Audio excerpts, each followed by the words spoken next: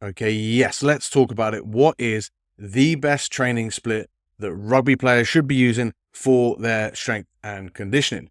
Welcome back, everyone, to another brand new Rugby Muscle Podcast. I'm your host, as always, TJ, and we're talking about it. We're talking about the best training splits that rugby players should be using. You see this argument sort of pop up all the time, and I absolutely think it's the fitness industry's influence that we have had from bodybuilding culture, right?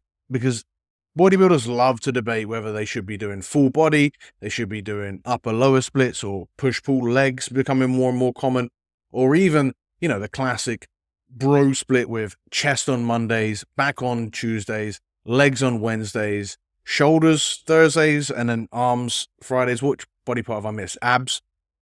And you just rotate through different body parts. And for the most part, this is really just sort of flapping gums. And I'll get into why and what you should be doing as a rugby player.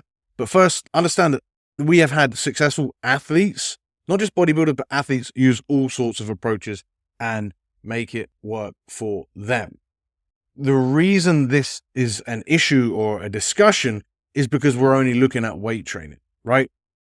We're not looking at the bigger picture of rugby when we're looking at conditioning, we're looking at speed work or power work, which are like huge parts of what you should be doing for your rugby S&C. It's not just a case of stimulating a muscle, moving on. No, you've got different ways that you can also stimulate a muscle, and you can absolutely train the same muscle group multiple days in a row, or at least stimulate a muscle group multiple days in a row and be fine with that, right? You could hit heavy squats on a Monday and then do some running on a Tuesday. You could do a scrum session on a Thursday, and then you could do some neck work on Friday, and it would be fine. Like, just because you have utilized a muscle does not mean that that muscle cannot do anything for a week, as some, bro split advocates would tell you, right? It's not even necessarily about how hard you stimulate them, but the different types of stimulus. All of your muscles are being used. They're not just accessories or pieces of, show pieces. What would you say? What are they called if you're doing if you're trying to go on stage and just show off those muscles? Because that's what a bodybuilder's trying to do. With rugby, we've got so much else going on. And so it's not just that you can't look at your muscles as being, okay, I'm just training this muscle. Because what are you doing when you're doing a rugby session? What body part would you call that? It would be a full body, right?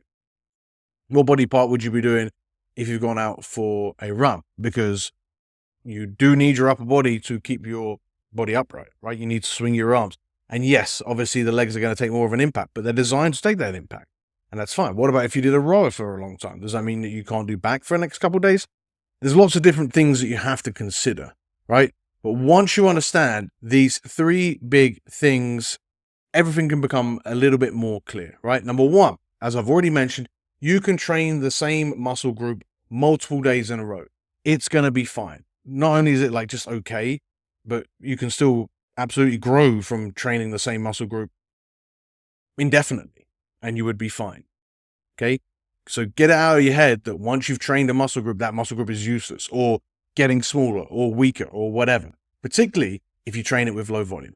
Number two, the split that you do does not matter anywhere near as much as the consistency of which you do it. So if you do, even a potentially more advantageous split for 4 weeks, 8 weeks, someone who does a potentially worse split or trains less often, and even like if we look at the training from a scientific standpoint and say this is definitely worse, if that person does that slightly worse training for double the amount of time because it fits in with their life, they're going to get better results. Okay? The only reason that they wouldn't is because of the third point. It's not about the split, it's about what you do in those sessions, right? So you could organize your split so it works perfectly, but if you don't train with the right intensity, or if you don't train with the right movements, or if you don't train with the right intention with what you're doing with your training, it doesn't really matter. Again, it's just flapping gums. So rather than stress over what the perfect split might be, you need to let the perfect split work its way to you and how you are not only training, but also living. Okay. So let's get into what that looks like. Before I do, Give this video a thumbs up if you're watching on the YouTube, and if you're listening on Spotify, hit the 3 dots and give us a 5-star review. That stuff really does help out. And if you are watching on YouTube, say hi in the comments and let me know what your favorite split to utilize is, and if it changes throughout different seasons, as in season versus off season, but also seasons of your life. Let me know in the comments below and we'll have a good discussion about it. So when you're looking at your life schedule, you've got to look at what else have you got going on, not just with your work, your kids, your family stuff. That stuff bloody important, but also your rugby training, right? Where can you actually fit in your training? And one of the biggest hacks here, this is huge actually, for the people that can do it, training in the morning is as big of a hack as you're ever going to get if you can do it. Okay. Why? Because you can get in a good high-low training structure and be really consistent across the week. If you start to have to shoehorn in your training in the evenings around your rugby training, it gets a little bit more difficult. Whereas if you're just training always in the morning, you can train those double sessions on your rugby days and have that be a really high day. The other days can be nice and low intensity, and then you got your recovery from that. So ideally, you want to be waking up at the same time every single day. If that is not an option for you, if you can only wake up early on the days that you train, I would probably recommend against doing this. But if you can do it, if you can get to bed early and you can wake up nice and early, you can train nice and early, this really does work well. We're not like sacrificing sleep to get to the gym nice and early in the morning. We're shifting our sleep earlier and then trying to get our training in nice and early. And then we can stay really consistent with that training. If this isn't an option for you, don't stress about it. Look at whenever else you can train and be as consistent as you can possibly be with that. But if you can, training first thing in the morning really is going to open things up for you in a consistency standpoint, because for the most part, things don't come up in the morning. So you can just wake up, go train, and then you move on. If you're training in the evening, you'll find a lot of the time, particularly if you're struggling to stay consistent, meetings, distractions, other things come in the way, and then you're not able to get your training in consistently. And that's going to be what's holding you back. So if you can do it in the morning, even if it's a shorter session, it's going to help you stay consistent. It's also going to help you govern your fatigue, especially if you can get to bed early and get your sleep properly in order. Then you can train high intensity days, low intensity days. You can get your conditioning in. You can get into that habit as well. Works really, really well. And also from a frequency standpoint, again, if you can do it every day, right? If you can wake up early every day, you can train early every day, then you're able to get in 5 or 6 sessions across the week. And it's not going to be a bit of a ball ache to organize because you just get it done. And again, if you have to sleep real late, then maybe that's just not an option for you. And instead, you just have to train less frequently. And that's okay. Let's look at what your training split and your schedule might actually look like. Now, if you are training less than 5 sessions a week, every weight session should be full body. You do 2 full body sessions at most, right? If you're training 4 times a week, 2 full body sessions, and then you've got either 2 sessions for your conditioning and for your sprints.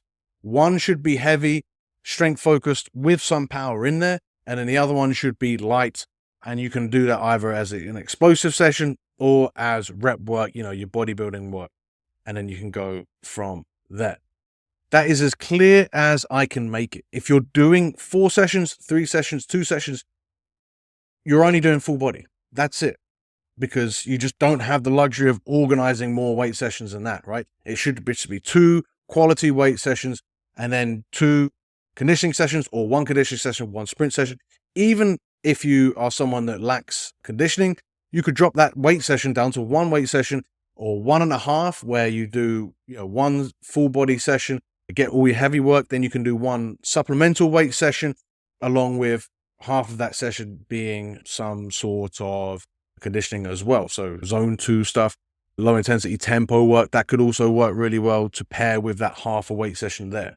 Now that should make sense. It's not about the different splits that you're doing as far as upper body versus lower body or push pull legs or the muscles that you're using, more so the types of sessions that you're doing. And you can combine these. And actually what you could do, even more of a hack here, is if you can get some way of being able to do your sprint work right before your weight session, that can really work well. Or another thing that you can do is you can do your sprint work right before your rugby training session. And again, that wouldn't impact the way we would organize this. We would still do our 2 full body weight sessions, one heavier and one lighter. And then we would do our sprint sessions before rugby. Maybe we can do a conditioning session before rugby. Maybe we do our conditioning sessions away. However you want to organize it, there's lots of different ways. There's infinite different ways, really, that you can organize this. Again, it's not the split that matters. It's your consistency, and it's what you do within those sessions. Now, if you are training 5 or 6 sessions a week, then you have a little bit more flexibility to play around with your weight session, because now we're going to get 3 weight sessions in, and we can split one of those 2 sessions up that we had before, probably the heavier session, and we can split that up into an upper and a lower. And then your weekly schedule could look something like upper body sprints, because your lower body is nice and fresh now. Do some sprint work on that day after your upper body, then do some lower body work, then do your condition, then do a full body session, and then maybe another condition day.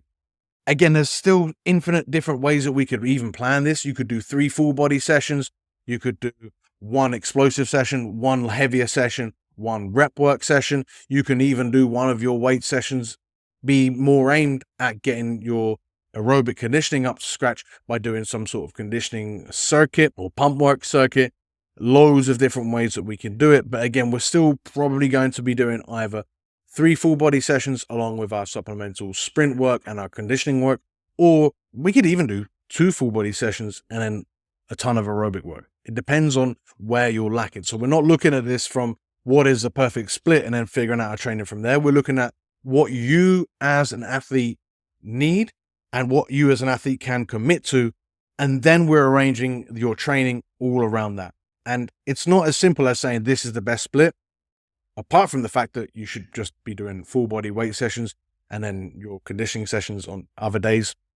Apart from that, right, it's about figuring out how the perfect split is going to come to you. Okay. I'll leave it there for this podcast. I haven't even touched on if you have 30-minute lunch sessions and shorter sessions. There are different things that you could possibly do with that. If you have that window of, 10 to 20 minutes before rugby, and maybe even if you have an hour before rugby and you're going to your rugby club gym, there's different ways that we can do that as well. But the key takeaway here that I want you to really understand and acknowledge is those 3 facts from before, right? You can train the same muscle group multiple days in a row and you're going to be fine. The split doesn't matter. It's about staying consistent. The split doesn't matter. It's about what you actually do in those sessions.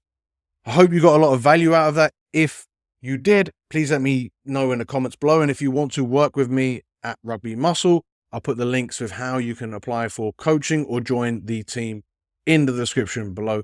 And if you haven't done so already, I don't think I've asked in this episode for you to hit the subscribe button. So I'll ask now. Give me a subscribe so you don't miss out on any future podcasts. Thank you guys so much for listening. Catch you in the next one.